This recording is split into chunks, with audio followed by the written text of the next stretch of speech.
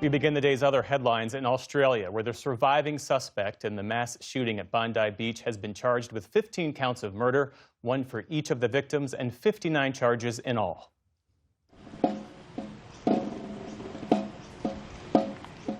It comes as hundreds gathered to mourn at the first funerals today for the victims. Among them, Rabbi Eli Schlanger, a father of 5, and an organizer of Sunday's Hanukkah event where the shooting took place.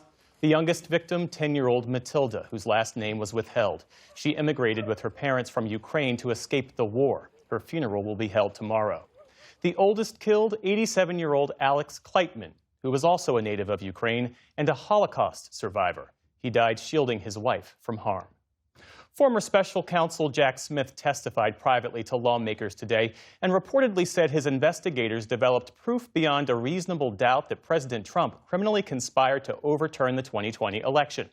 According to press reports, Smith also told lawmakers in his closed deposition that the president repeatedly tried to obstruct government efforts to recover classified documents from his Mar-a-Lago resort.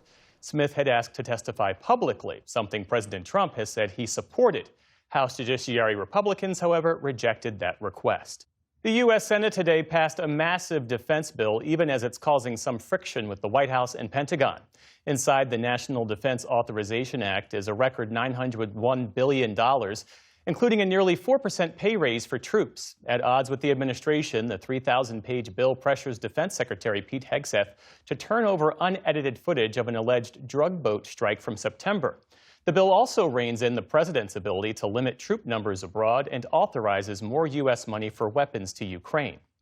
Warner Brothers Discovery has urged its shareholders to reject Paramount Skydance's hostile bid to purchase the company with an all-cash offer valued at over $108 billion. The board instead recommended sticking with a $72 billion bid from Netflix.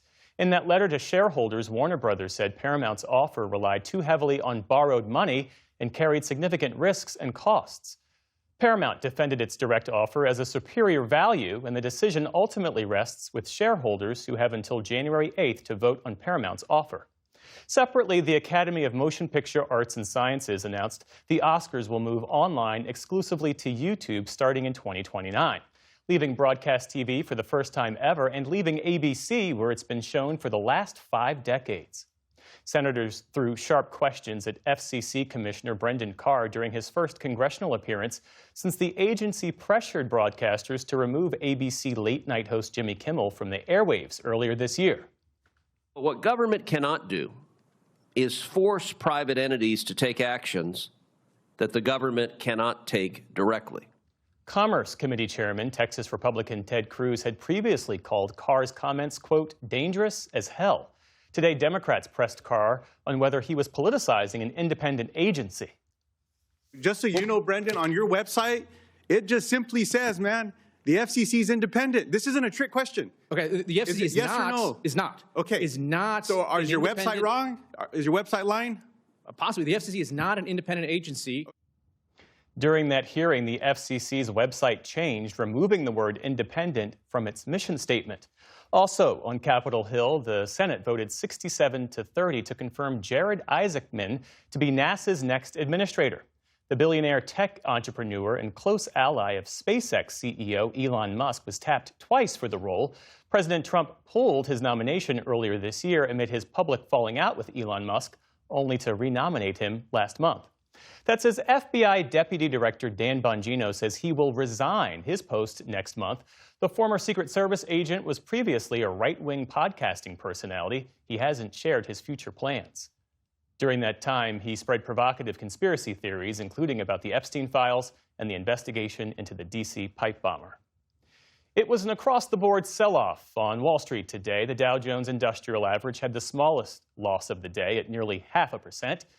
The Nasdaq fell by more than 400 points, or nearly 2%, and the S&P 500 dropped to its 4th straight loss. And the bodies of 2 fallen Iowa National Guard soldiers who were killed in Syria returned to U.S. soil today. Sergeants William Nathaniel Howard and Edgar Brian Torres Tovar were killed on Saturday in an attack the U.S. blamed on the Islamic State. A U.S. civilian interpreter, Ayad Mansour Sakat, also died. President Trump joined military officials and the soldiers' grieving families for the dignified transfer of remains today at Delaware's Dover Air Force Base.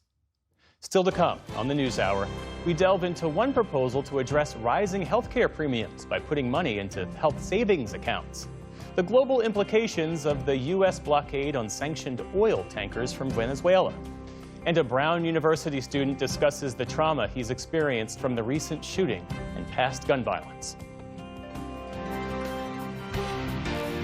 This is the PBS NewsHour from the David M. Rubenstein Studio at WETA in Washington, and in the West from the Walter Cronkite School of Journalism at Arizona State University.